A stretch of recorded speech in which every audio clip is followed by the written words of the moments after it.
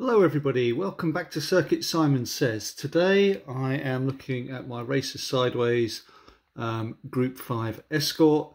It's a good looking car, so let's get into the comparison, because there's a few things going on with this that doesn't allow it to run out of the box. There's a couple of little niggling problems, but I'll get to those in a minute. I do happen to have a Carrera Group 5. This is a Mark 1 Escort, the Carrera one, and so scale wise, if we look at the wheelbases, the Carrera wheelbase and the Sideways wheelbase are pretty much identical. I'm not going to use the track to compare to. The width of the car, you can see the roofing, similar width. The Sideways, being a slightly different version of the Group 5, is actually wider. It's a later model car, and you know, you can say that the rules changed, but for scale, the Sideways Group 5 Escort, you know, is comparatively sized well to the Carrera. They both have you know, a very different design approach. The Carrera allows for digital, has the working headlights and tail lights and brakes. It has a one-piece chassis, which doesn't really allow for a lot of adjustment. It does come with magnets. I'm only running the front magnet on the Carrera. This makes this car more of a drifty kind of hooligan kind of car, and this is brilliant for that on the Carrera track. Love it. And it's printed graphics. So the Sideways car, not ready to run out of the box, I'm afraid. There's a couple of issues with it. The first minor issue is that if you look at the guide and the shape of the body, the front of the guide knocks on the body. I don't know if that captures it, but the corner of the guide pushes on the front of the body, so the guide isn't completely free. I haven't fixed this yet. It could be fixed with some easy sanding off on the corner of the guide there, so that's one thing I'm going to get round to doing so that I can have free movement. The other thing is these Sideways cars, they come with a couple of different parts. So this back here, these hold the rear axle, and they're different heights. They allow for the rear axle to sit at different heights. What does this do? It adjusts the ground clearance of the pod that holds the magnets in, and you can either, you know, run your car lower or higher and increase the downforce on the track from the magnets by making the magnets closer or further away to the track. So I do like that. The Sideways cars do have some adjustability, but even on the highest ground clearance setting, what I'm finding is that with this car, the tires rub on the interior body. So when I pull the top off, I'll show you it, but I've also had to take the corner off the internal here to stop the tire from rubbing on it, so that my wheels actually turn freely. Before I did that, it didn't matter which one of the ride height adjustments I used, the tire was just rubbing on the internal and it wasn't free, and it was not a good running car. However, there is an awful lot to like about this once you overcome them. This is the only model of the Group 5s that I've found to have this issue. I also have the Lancia, and I can run that on any setting, and the guide is perfectly free in the front, and I've had no fitment issues in the rear. I have friends at the club that have got the Zaxby Capri and the BMW M1. They have also not ran into any clearance issues that I know of at this time. So let me pull the top off and I'll show you what's inside to really love about these Sideways cars. Okay, so with the gripes out of the way, you know, there isn't a lot of room there to take plastic off of the edges. I might be able to reduce the height on the guide to get it to fit with the body, but let's go from front to back. So the guide is a clipping guide, which is quite nice and just very easy to deal with in general.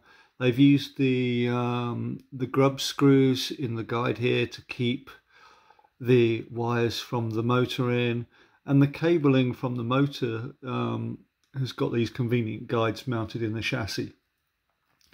This car also comes with the grub screws in the top and in the bottom, so you can adjust the ride height. Carrera Track has a raised rail, so you might want your front wheels to run a little bit lower. The wood track that I race at Scale Auto Racing in Houston, they have a wood routed track, and that braid or that rail is flush with the surface, so you can run the car a bit lower. So this kit not only comes with the provision to have the grub screws in, it actually comes with the grub screws that allow you to do it. The slotted cars I've had have had the mounts and the holes and everything, but they did not come with the grub screws necessary. You had to buy those separately. Okay, moving on further back. So this is pretty cool. This car gives you options. So there are these two holes up here that aren't used. In this format, you can actually drop a standard slotted car motor pod in here, and if you wanted to, you could convert this thing to a slotted inline or transverse motor configuration using the slotted pod. So it's brilliant that it's got that ability to change what you run. The magnets, instead of being clips like with the slotted, are screwed down in a similar fashion to what they are on the Carrera cars, in the front position anyway. The Carrera cars have a screw mount. This also is screwed in. We have a very torquey motor here. I can't remember the specs on that right now. And you come with, it's held in place with these screws. It's held in place very firmly and doesn't go anywhere, and you get a couple of these end adapters to allow you to change out the motor or motor types. Like I said, this is an angle winder. It comes with a brass gear on the back and it meshes here. I find the mesh, it's kind of tricky to adjust, to be fair, because it's all molded. There's not really any adjustment, and on this car I just feel like they're really pushing where the pinion meets the spur gear. They could have done to leave a little bit more cog out, I guess is one way to pull the cog this way, and I don't have a pinion puller, so I'll have to live with what we've got right now. But it's a high quality, very torquey motor, and the other thing I like about the motor is that it's open on the bottom and that you can easily get your can of WD-40 and give it a good blast and clean out with WD-40 or contact cleaner, dealer's choice. It comes with one magnet, but the standard slotted magnets fit, so I've put both of these in. I like magnet-less cars, but the shop and the club, or as the club and the club rules allow, we use magnets. If you didn't use magnets, you just wouldn't be competitive, so that's just how I've set this car up. Other things, it's got, you know, very high quality brass gear. It's got brass bushings, which are brilliant. It's got aluminium rear wheels. It even comes with this wheel spacer here. I think you don't have a spacer on this side. This is where you've got your cog there. So trued turned aluminium wheels, just like the slotted cars. So really the quality of the kit is very, very good in terms of adjustability. And like I've said, you've got options with ride height. You can adjust the ride height using the pod mounting screws, but you've also got a much larger adjustment, step adjustment in the height, I guess, of these rear axle cradles. So they space this lower point differently. You've got a low, medium and high. Currently I'm sitting on the medium one and I'm finding that works pretty well. Gives about 70-80 grams of downforce with the 2 standard slotted magnets in. Yeah, so that's what I like about this car. Aside from the impingement issue of the guide on the body at the very front, and it's not a lot, so I might get away with just taking off that corner.